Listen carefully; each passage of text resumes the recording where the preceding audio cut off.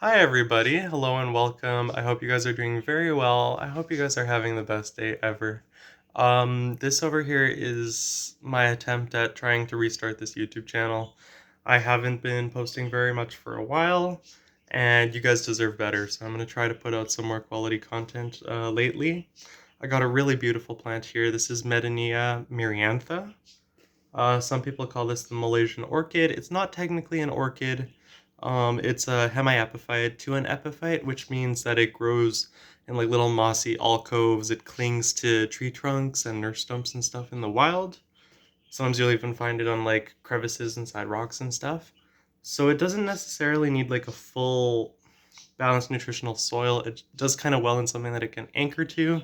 So planting this in like peat moss mixed with a large percentage of perlite is kind of perfect for it. But I just wanted to show you.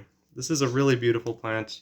I got this one on clearance for like $3 or something like that. I think it was regularly like 25 or something. So I got a really good deal on this. And I'm just gonna go through a few of the pros and cons and a little bit of the background of this plant.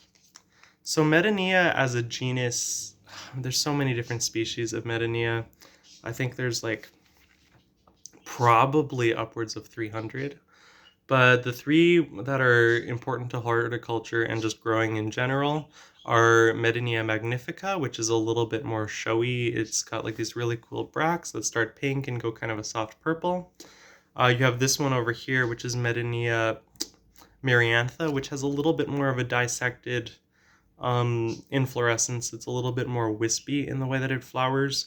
And then you have myriantha cummingii, which is kind of a little bit more of a ground myriantha or ground Medinilla, and it grows a little different and it's a little less common.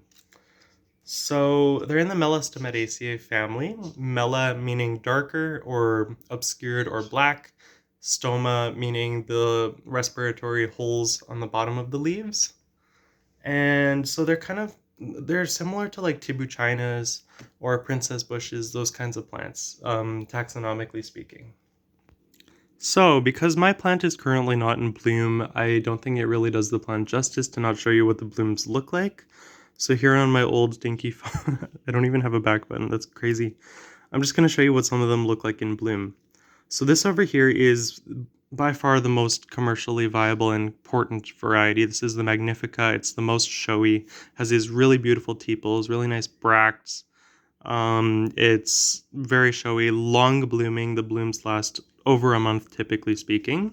You'll sometimes see this marketed as chandelier plant because it kind of hangs like a chandelier. And they have these really cool kind of sectoral bracts here. So they're just so showy and stunning.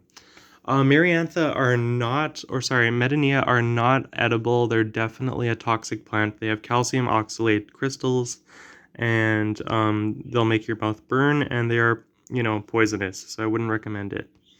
I wanted to show you the one that I have, which is Medinilla magnifica. Sorry, Medinilla myrianthe. If this ever loads, but it looks like this here. So I was saying before, they're a little more dissected in the way that they grow. They look almost like salmon roe the way that they bloom. It's really cool. And the peduncles of the flower clusters, these panicles, are a really bright pink too. This old phone died. Oh my gosh, it's like totally frozen. But you get the general idea. So the flowers on these are very long. They persist on the plant for a really long time. And they kind of start a soft pink and they get darker, almost purpley fuchsia with time. So now talking about, and they become this really beautiful opalescent kind of purpley blackberry that is toxic afterwards. And those stay on the plant for a really long time too. Blooming times are different depending on where it is, if it's indoor or outdoor. I find that it gets into a reproductive kind of stress response and will bloom really well for you if you let it dry out for a while, like let it dry out for a full week, which is not its typical care. It doesn't really like drying out, but sometimes that can stress it out into blooming.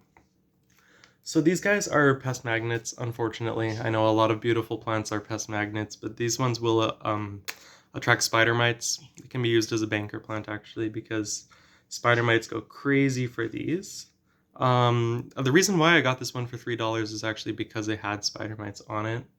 For the most part, I think got rid of them. There's probably a couple, but you know, it's manageable. And just to talk a little bit more about the idea of this plant and kind of how it grows, it's a really beautiful plant. So the leaves typically will have, try to find a good example for you guys. They'll typically have 5 main veins, and they're, you know, ovate in shape. This is humidity damage, so the plant definitely appreciates getting misted. Another thing I'm going to say is this plant appreciates dechlorinated water. I wouldn't recommend doing anything by the name of like distilled water because its mineral content is so low, but spring water definitely works well. Otherwise, you'll get yellowing and puckering of the leaves because they're very sensitive to chemicals. But yeah, you'll typically get 5 to 7 of these beautiful arching veins, these midribs, and it's a really glossy dark green color. If your plant's happy, it'll be really dark green.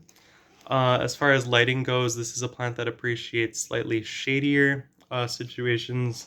If you have it inside, by all means put it in, you know, like a bright window, a south-facing window close to the window, just so that it gets the most light that it can indoors, because indoors typically is a little, you know, the light's not as intense as it would be outside. But if you're planting it outside, definitely plant it under a tree. Definitely plant it, they don't do very well in ground is another thing I'll say. Plant it in a container, but plant it under a tree, plant it on an outdoor windowsill, under the eavesdrops of a house, so that it doesn't get that really beating, powerful sun, because that will definitely dry these guys out too quickly and they'll leaf burn. So Medinilla grows in a really interesting way. Kind of reminds me a little bit of Welwitschia mirabilis, which is this Namibian desert plant that kind of has 2 leaves that kind of expand like this, and the plant kind of grows like that. Medinilla grows very much like that. So the leaves come out in pairs, and I think this is a pretty good example. They have like this corky kind of bed in the middle of the leaves, like this junction. It's not going to focus. But that's where your flowers are going to come out. That's where your new leaves are going to come out. It's a decently slow growing plant. Don't expect this plant to put on feet at a time. Don't expect it to put like a foot of growth in a year. They really kind of bramble. And you can kind of see here, like they kind of create swaths of plant close to the ground. They don't get very tall. They get very woody though, which is really cool.